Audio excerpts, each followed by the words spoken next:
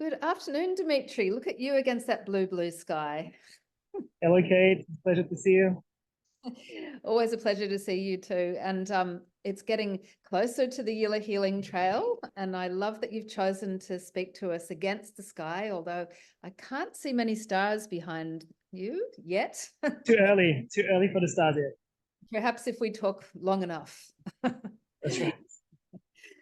So Dimitri, you're going to be running stargazing opportunities for people in Jervis Bay. Would you like to tell everybody a little bit about what your business is and how you came to be running it? Maybe that's a great place to start. Of course. So I'm French originally. I came to Australia to do my PhD in astronomy and astrophysics at Macquarie University. But the real drive for coming from France to Australia was to discover the vastness of space and discover the Aboriginal cultures of Australia. And so I got my PhD in astrophysics. Then I got pretty disheartened by the whole academic thing. It took me a long time to understand what happened then, but it was a bit of an existential crisis. But eventually started working at Western Sydney University in cultural astronomy, so looking more into how different cultures look up at the sky and trying to understand what that means about the sky, but even more so about who we are as little humans on this planet. And together with my fiancée, Caroline, we created a stargazing business in the Blue Mountains 4 years ago. We thought we'd buy a telescope and invite people to see the stars.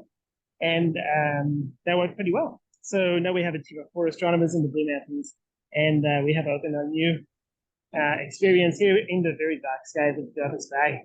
We're really excited. There's so many beautiful things about Jervis Bay, and the sky is one of them. It's so big and vast and dark. Very dark sky, away from big cities, so very little light pollution, and clear horizons on the bay. So really, really good site for astronomy from all cultures involved. Yeah, and I know you're a great speaker. I'm really hoping that you don't bring too much of astrophysics into your discussion, because if you do, I will run a mile. I can't understand astrophysics at all. No, it's okay. It's all good balance. There's a cultural aspect of things. There's the scientific aspect of things, and depending on who's interested, what the questions are, we focus more on one or the other. But for this particular event, the Yila Healing Trail, because there is the healing aspect, the human aspect, the indigenous aspect, then we'll stick more to the cultural side for sure. That's beautiful. So you're offering 2 events on the trail, which is exciting. One is your standard weekend event, which is really beautiful. And maybe you could just describe that a little, and then we'll go into your cultural event. Yeah. Yes. Sorry, I don't have the references to the 2 events. Can you tell me which one's which?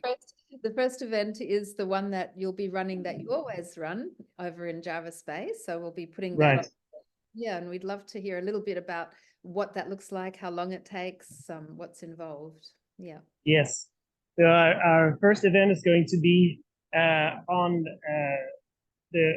sorry, the question. So that's that is the stargazing running also on the beach that we here. Sorry, you just faded away. Something happened then. Let's sorry. No, we'll cut this bit out. It's fine. It's fine. So for some reason it just disappeared. So there's 2 events. One is the normal one that you're doing, right? Yes. And the second one, which everybody's invited to, the world. And then the second one is the one that's for people who are interested in culture. Yeah. So gotcha. Okay. All right. So let's try again. So Dimitri, you're running 2 events. One is your standard and very beautiful weekend event, gazing at the stars, and perhaps you could tell us what you do every weekend and when you do that, etc. Yeah, so that people know a little about that. Of course. The regular stargazing events are on the beaches of Jervis Bay. There's typically 1 or 2 sites in Vincenti or Huskisson that we go to. And then we bring the telescope on the beach. I think we're the only people in the world being crazy enough to put a telescope on the beach. And then we look at the stars together for 90 minutes. So there's basically 2 main components. The first part is naked eye astronomy and storytelling. So with a powerful laser, we point at the stars in the sky and the constellations, and we get a bit of a guided tour about the sky that is above us, trying to understand what we see, especially at this time of year. In winter, we have the Milky Way, creates this beautiful arch above our heads, which is very special. And the second part of the tour is obviously using a powerful telescope. So we look at 2 or 3 astronomical targets through our telescope. Maybe they're a star cluster, maybe they're a nebula, maybe they're a galaxy, a comet, depending on what's up in the year. So these are 90 minutes that go by really quickly, and we'll share this moment together on the beach, comfortable chairs and blankets on the ground. Well, that sounds really exciting. Big blankets, everyone, for that one. That's right. October, you never know in October whether it's going to be cold or warm, but let's see. So that will be on the map. And then excitingly, because it's the Yila Healing Trail, which is all about really foregrounding First Nations ways of thinking and knowledge systems.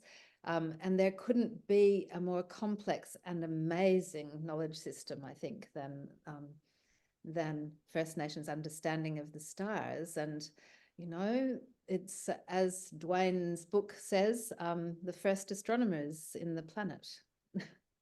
So that's right. Please tell me a little bit about who we've invited along for that. So we'll be present doing stargazing together with local elder and Poppy Mac. And it's really a partnership between the local communities and astronomers to see the sky from 2 different perspectives, and in which way they complement each other and intertwine.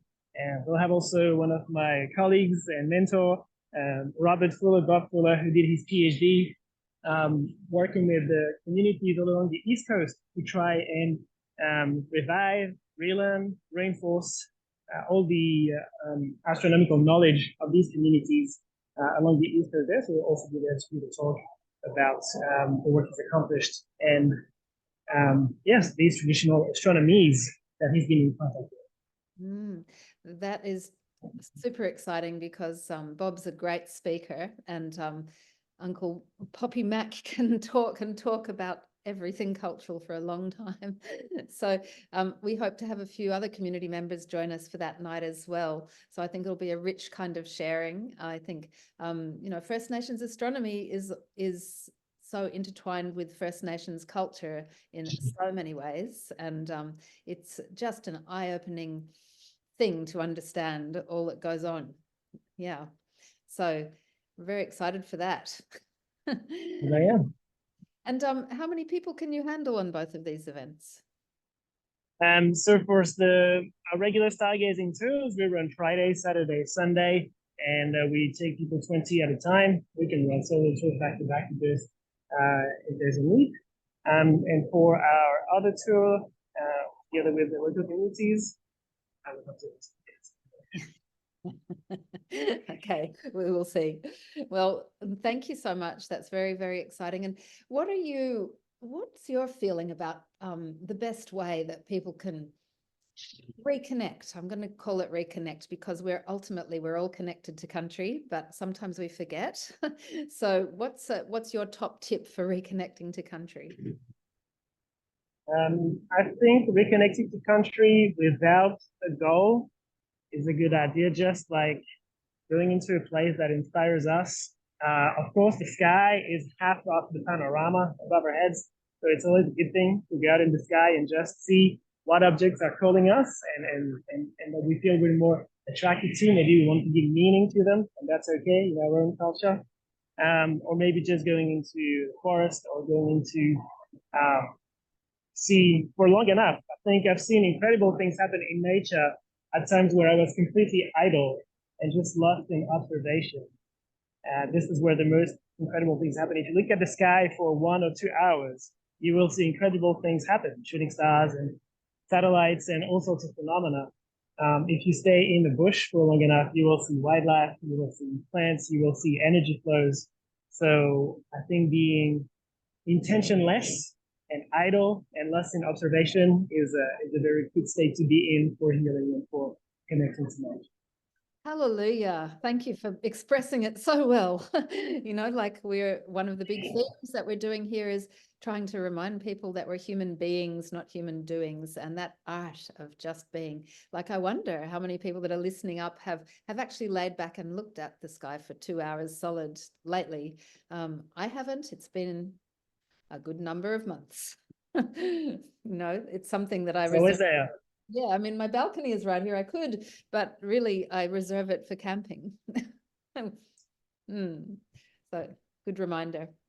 Okay, fantastic. Well, thank you so much for joining us, and I hope that people hurry along and book in. And you'll find Dimitri's beautiful stargazing experiences written up on the Yila Healing Trail on the map. So please do book in as soon as you can, and we look forward to seeing you there. Thank you so much, As I Dimitri. do. It's been a pleasure, Kate. Thank you so much. Thank you.